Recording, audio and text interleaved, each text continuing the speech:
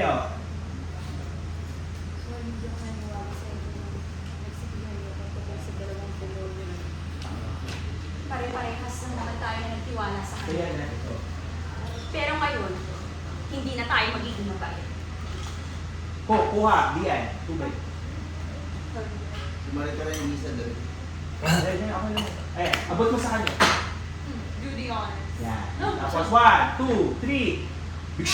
Nagising. Reaction muna. Pakawalan nyo kami dito mga hayop kayo.